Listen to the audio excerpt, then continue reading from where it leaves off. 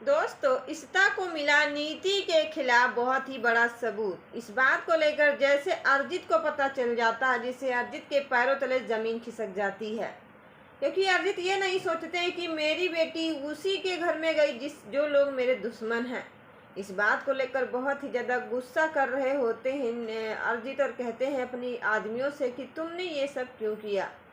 मुझे अंदाज़ा नहीं था। मुझे हर हालत में मेरी बेटी नीति मुझे चाहिए, नहीं तो मैं आप सब के ऊपर गोली चला दूंगा और आपको मालूम नहीं होगा कि वो मेरी बेटी है। तब तक क्या होता है, जा रहे होते हैं अर्जित गाड़ी में बैठकर गुंडों से मिलने के लिए, और कहते हैं मैं बहुत ही ज़्यादा परेशान हो चुका हूँ।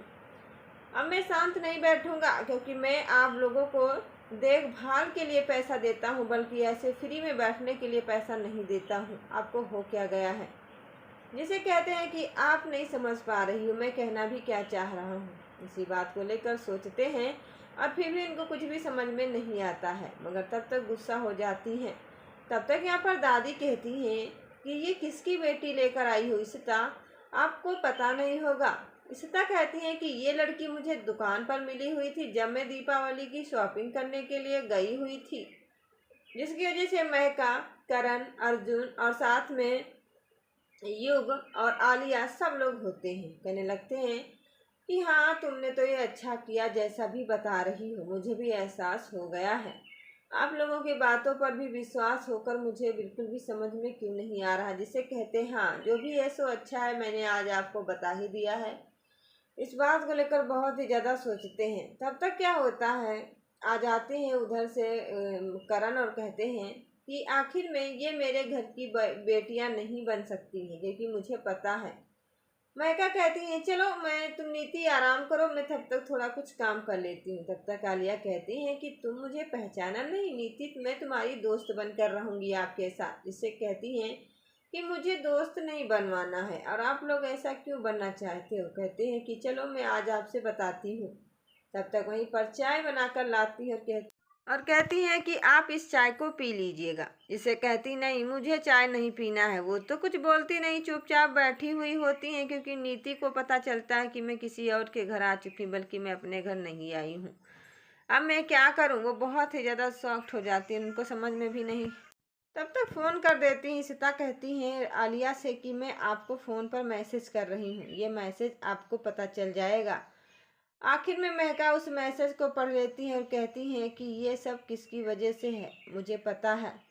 तब तक वहीं पर नीति कहती है कि मुझे आराम करने दो। आलिया वहाँ से चली जाती है, साथ में महका भी चली जाती है, मगर पूरा परिवार वहीं पर देख रहा होता। कहने लगता है कि मुझे भी पता है कि ये सब कैसे हुआ। एक दूसरे को देखकर काफ़ी ज़्यादा एक्साइटेड हो रहे होते हैं, उनको समझ में भी आ जाता है।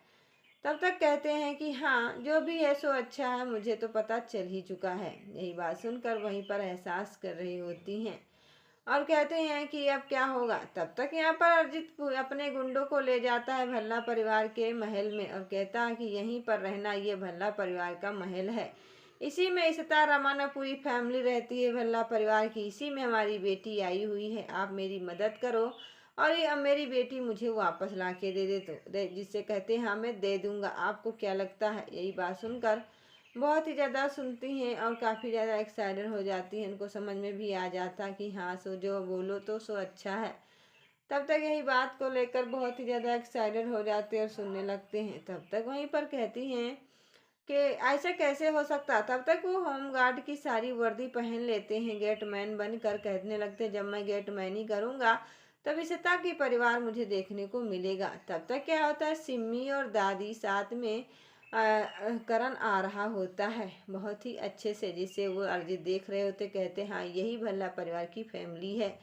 उस गार्ड से बता देते हैं, कहने लगते हैं कि गार्ड, आज तुम मेरे पत्नी को, मेरी बेटी को वापस मुझे दिला दोगे तो आपको मुंह मांगा इनाम दिया जाएगा। जिससे उस बात को लेकर सोच में पड़ जाते हैं।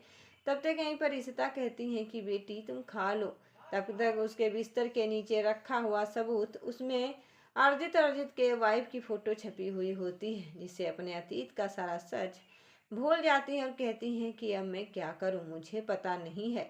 इस बात को लेकर बहुत ही ज़्यादा शॉक्ड हो जाती है और उनको अंदाज़ा भी हो जाता है। मगर दादी कहती हैं कि ये मेरे घर की बेटी ना है, ना कभी हो पाएगी, मुझे भी इससे कोई भी मतलब नहीं है। इसे ले जाओ जहाँ भी ले जाना हो, क्योंकि मैं बहुत ही ज़्यादा परेशान हो चुका हूँ। निशा कहती, हाँ तुमने तो सो अच्छा ही कहा है। यही बात सोचते ही बहुत ही दूर तक निकल जाती हैं, फिर भी उनको एहसास नहीं होता और कहने लगती हैं कि अब मैं क्या ही बताऊं जो आपको समझ में नहीं आ रहा है। मगर कहती हैं कि ये लड़की अब अपने फैमिली के बारे में सारा सच बताएगी और मुझे सच का पता मिल ही चुका है। इसी बात को लेकर एहसास करते हुए काफ़ी ज़्यादा खुश नज़र आ रहे होते हैं। और वो लड़की कहती, मुझे अभी और इसी वक्त यहाँ से जाना है, मैंने फैसला ले चुका हूँ और मुझे इसी बात को लेकर कोई भी गम नहीं है। मगर इशिता कहती हैं कि मुझे अतीत का सारा सच पता चल चुका है, इससे पहले मुझे कुछ ना कुछ तो ज़रूर ही करना पड़ेगा, चाहे कुछ भी क्यों ना हो जाए। तो दोस्तों, आपको क्या लगता है, कहानी में बहुत ही बड़ा ट्विस्ट आने वाला है? तो अगर हमारे चैनल पर पहली बार आए तो चैनल को कर लीजिएगा सब्सक्राइब। अगर वीडियो लाइक से सब्सक्राइब जरूर कर लीजिएगा। इसी बात को लेकर बहुत ही ज़्यादा सोचती हैं। तो मैं मिलती हूँ एक नई वीडियो के साथ, तब के लिए दोस्तों धन्यवाद, bye bye, tata and take care.